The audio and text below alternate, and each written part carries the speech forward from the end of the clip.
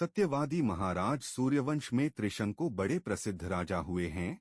उनके पुत्र हुए महाराज हरिश्चंद्र। महाराज इतने प्रसिद्ध सत्यवादी और धर्मात्मा थे कि उनकी कीर्ति से देवताओं के राजा इंद्र को भी डाह होने लगी। इंद्र ने महर्षि विश्वामित्र को हरिश्चंद्र की परीक्षा लेने के लिए उकसाया। इंद्र के कहने से महर्षि विश्वामित्र जी ने राजा हरिश्चंद्र को योगबल से ऐसा स्वप्न दिखलाया कि राजा स्वप्न में ऋषि को सब राज्य दान कर रहे हैं। दूसरे दिन महर्षि विश्वामित्र अयोध्या आए और अपना राज्य मांगने लगे।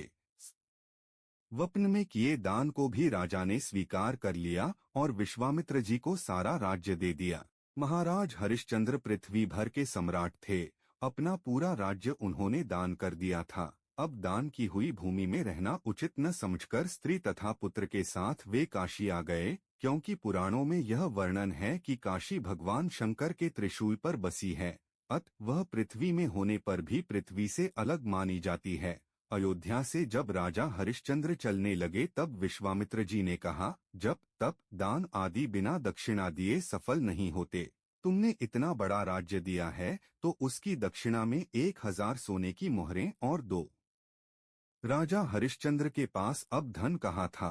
राज्य दान के साथ राज्य का सब धन तो अपने आप दान हो चुका था। ऋषि से दक्षिणा देने के लिए 1 महीने का समय लेकर वे काशी आए। काशी में उन्होंने अपनी पत्नी रानी शैव्या को एक ब्राह्मण के हाथ बेच दिया। राजकुमार रोहिताश्व छोटा बालक था। प्रार्थना करने पर ब्राह्मण ने उसे अपनी माता के साथ रहने की आज्ञा दे दी। स्वयं अपने को राजा हरिश्चंद्र ने एक चांडाल के हाथ बेच दिया और इस प्रकार ऋषि विश्वामित्र को 1000 मोहरें दक्षिणा में दी। महारानी शैव्या अब ब्राह्मण के घर में दासी का काम करने लगी। चांडाल के सेवक होकर राजा हरिश्चंद्र श्मशान घाट की चौकीदारी करने लगे। वहां जो मुर्दे जलाने को लाए जाते उनसे कर लेकर तब उन्हें जलाने देने का काम चांडाल ने उन्हें सौंपा था। एक दिन राजकुमार रोहिताश्व ब्राह्मण की पूजा के लिए फूल चुन रहा था कि उसे सांप ने काट लिया। सांप का विष झटपट फैल गया और रोहिताश्व मरकर भूमि पर गिर पड़ा। उसकी माता महारानी शैव्या को न कोई धीरज बंधाने वाला था और न उनके पुत्र की देह श्मशान पहुंचाने वाला था। वे रोती बिलखती पुत्र की देह को हाथों पर उठाए अकेली रात में श्मशान पहुंची। वे पुत्र की देह को जलाने जा रही थी कि हरिश्चंद्र वहां आ गए और मरघटका कर मांगने लगे। बेचारी रानी के पास तो पुत्र की देह ढकने को कफन तक नहीं था। उन्होंने राजा को स्वर से पहचान लिया और गिड़गिड़ा कर कहने लगी, महाराज, यह तो आपका ही पुत्र मरा पड़ा है, मेरे पास कर देने को कुछ नहीं है। राजा हरिश्चंद्र को बड़ा दुहक हुआ, किंतु वे अपने धर्म पर स्थिर बने रहे।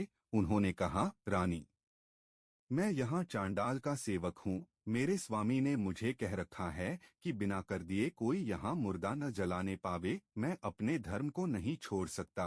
तुम मुझे कुछ देकर तब पुत्र की देह जलाओ। रानी फूट फूट कर रोने लगी और बोली, मेरे पास तो यही एक साड़ी है जिसे मैं पहने हूँ, आप इसी में से आधा ले लें। जैसे ही रानी अपनी साड़ी फाड़ने चली, वैसे ही वहाँ भगवान नारायण, इंद्र, धर्मराज आदि देवता और महर्षि विश्वामित्र प्रकट हो गए। महर्षि विश्वामित्र ने बताया कि कुमार रोहित मरा नहीं है।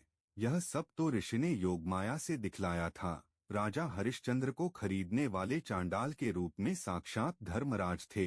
सत्य साक्षात नारायण का स्वरूप है। सत्य के प्रभाव से राजा हरिश्चंद्र महारानी शैव्या के साथ भगवान के धाम को चले गए। महर्षि विश्वामित्र ने राजकुमार रोहिताश्व को अयोध्या का राजा बना दिया।